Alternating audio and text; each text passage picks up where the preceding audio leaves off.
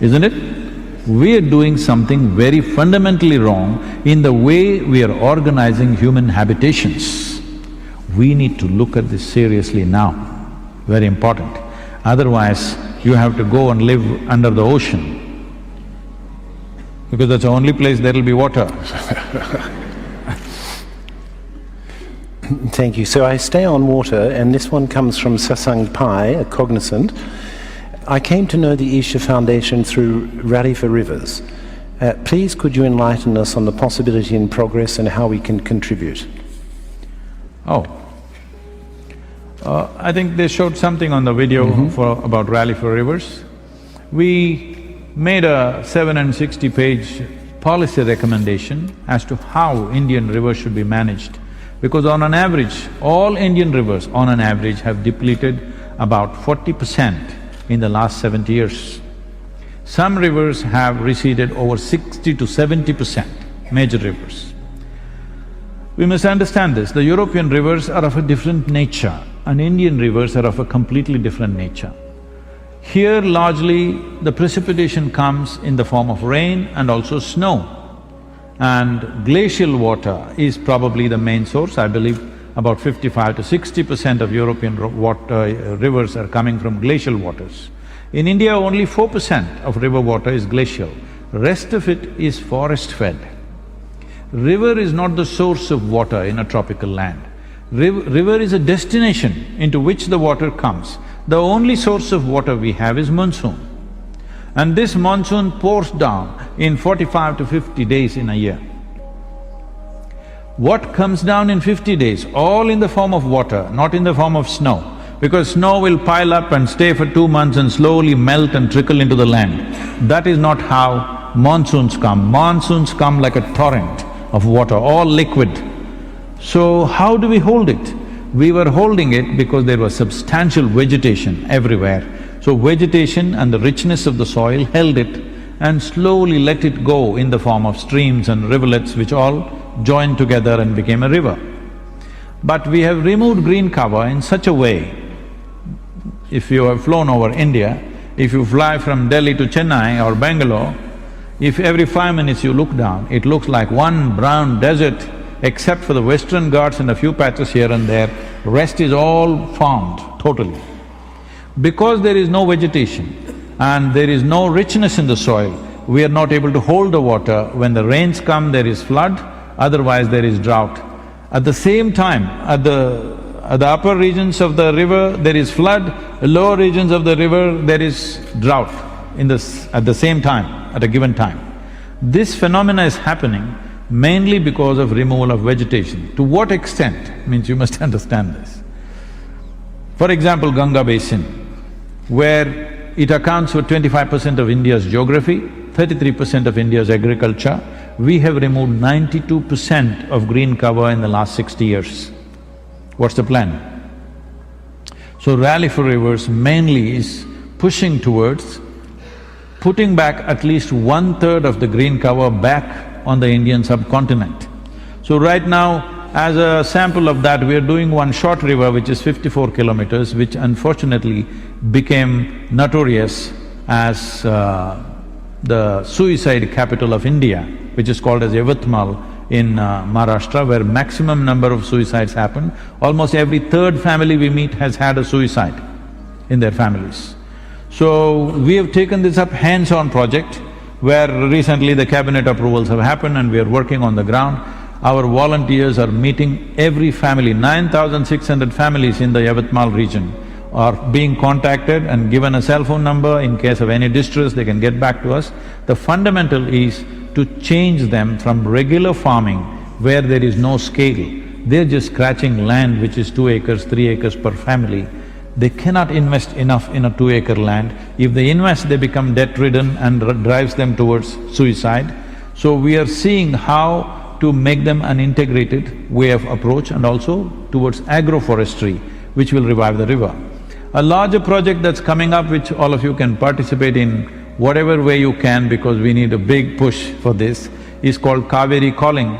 Kaveri is a river which flows mainly between two southern states, Karnataka and Tamil Nadu. These two states have been at war with each other as to who should drink more Kaveri water. See, if there were 2 glasses of water for both of us, we will drink our water and be nice to each other. Suppose there's only 1 glass of water between the 2 of us, we're nice people but we'll fight. Yes or no? Probably. But Yes, I'm sure you won't. No, if there's no water, I will also fight.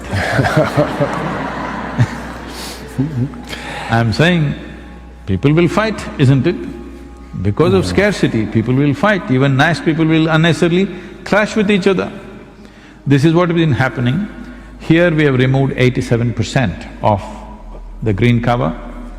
Kaveri is very dear to me because I grew up around this river. Once I floated down this river for 13 days on just 4 truck tubes and a few bamboos. I lived off the river. In my experience, I never saw this river and fantastic forest that was around as natural resource. I always experienced this as a life larger than myself. It's a much bigger life than you and me. And it has been there before you and me and it should be there after you and me. But right now we brought it to a place where it may not be there. What's been there for 1,000,000 years may not be there for the next generation. We're bringing it to that place.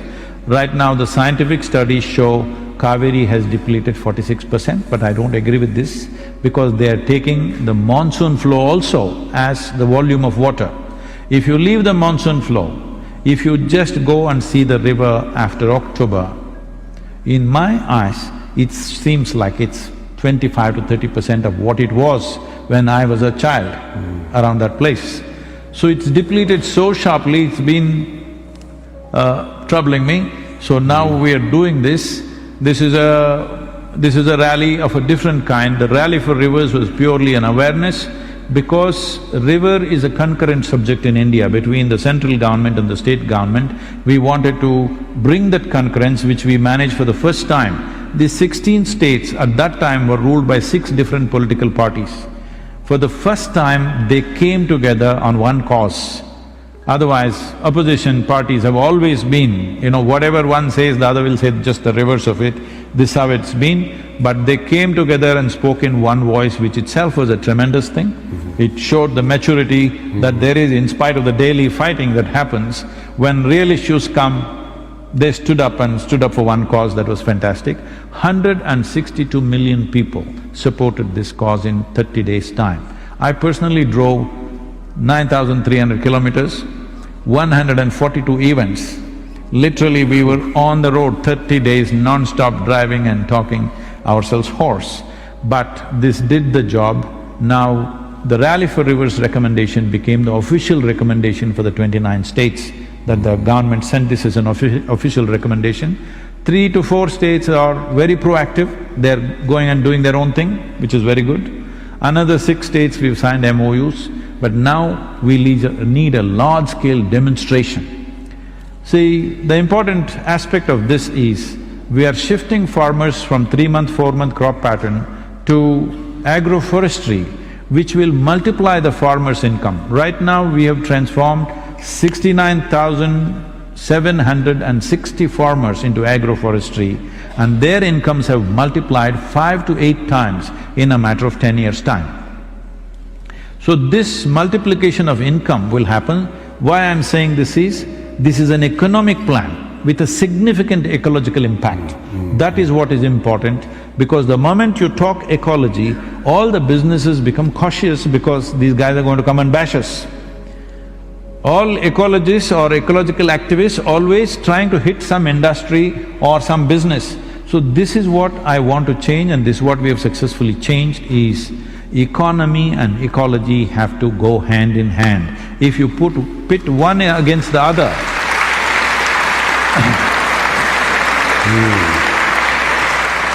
if you pit one against the other, economy will win hands down, ecology will be battered. So that is what has been happening, especially now in India, because we are looking for an economic surge. We are talking about becoming a $5 trillion economy. When we go like this, there is a possibility ecology could be trampled. So we are working with the governments because it's very, very important. This is something always, at least in India, The people who represent ecological concerns have never worked with the governments, always against the government. If you're serious about doing something, you have to work with the government. There's simply no other way. Well, there may be compromises because they have their own concerns, they have their own political and budgetary issues and various other dimensions are there, not just some ideal that we hold.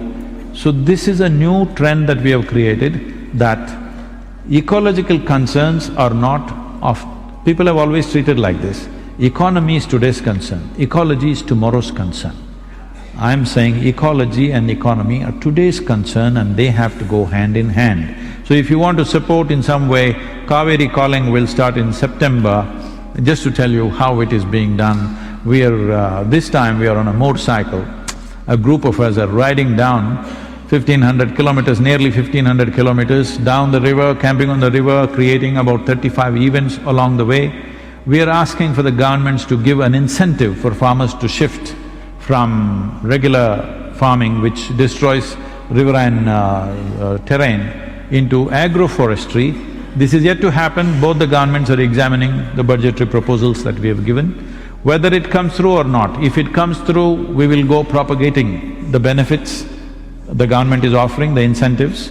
If it doesn't, we use it as a people's movement to push the government towards that policy. But this has to be done now. What I see is, if we don't do this in the next 12 to 15 years' time, I think particularly southern region, right now it is the most water-distressed region is Tamil Nadu, and it's also entering